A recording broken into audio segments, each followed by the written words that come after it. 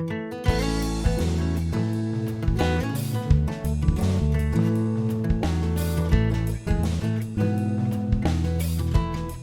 everyone, it's Aunt Fernita. Today's story is called Water from a Rock.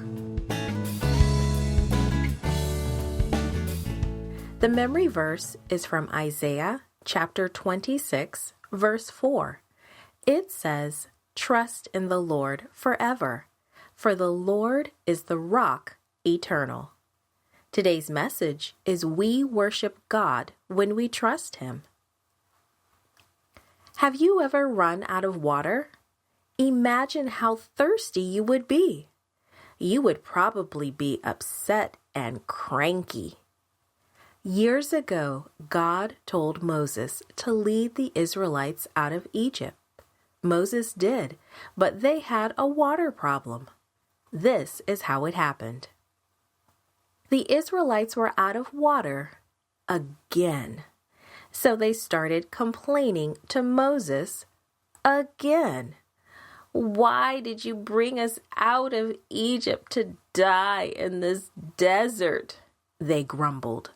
"There's nothing good to eat here, and there's no water to drink." They didn't mumble about this just once or twice. Again and again they complained, their voices growing louder and louder. How many times had Moses heard that? In fact, the people had complained about having no water 40 years earlier. At that time, God had told Moses to strike the rock, and water had gushed out. Gallons and gallons of water had poured out, and it kept pouring from out of the rock as long as the people were there.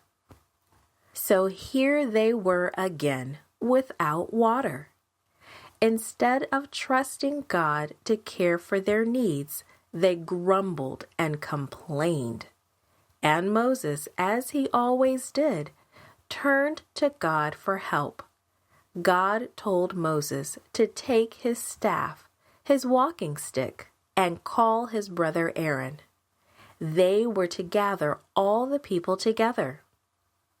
"Speak to the rock before their eyes, and it will pour out its water," God said.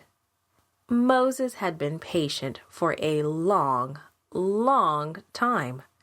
But after 40 years of listening to the Israelites grumble, he had heard enough. He was angry. He was tired of their grumbling and complaining. Once more, they were showing that they did not trust God. Moses was so irritated that he forgot it was God who had caused all the miracles to happen. God had caused water to flow out of the rock 40 years before. Only God could cause it to flow again. But Moses forgot. He felt he was the one who could make the water come from the rock.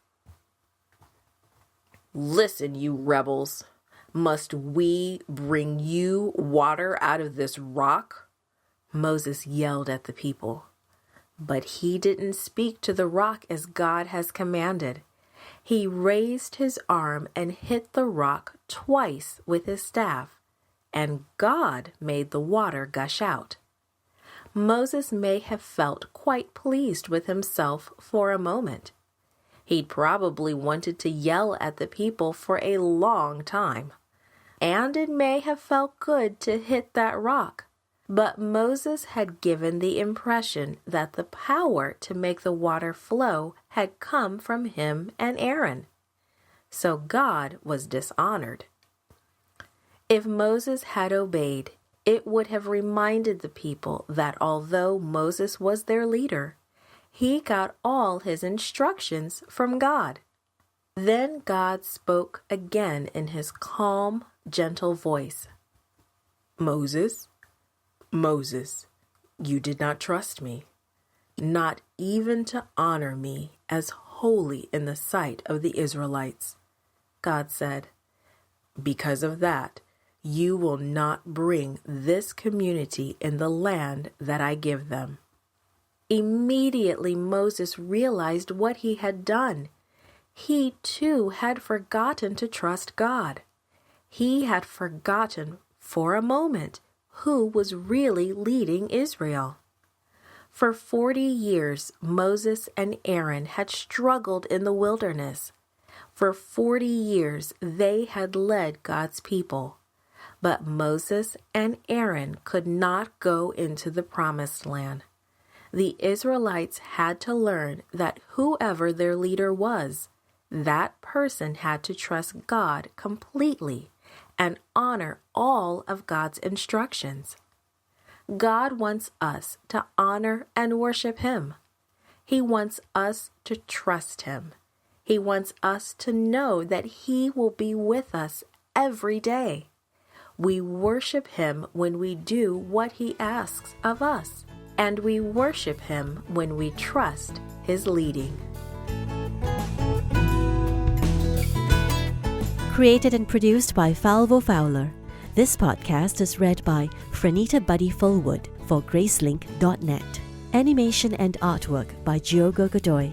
Audio is post-produced by Faith To at Studio El Piso in Singapore. The theme music is by Clayton Kinney. The audio engineer was Maurice Bailey.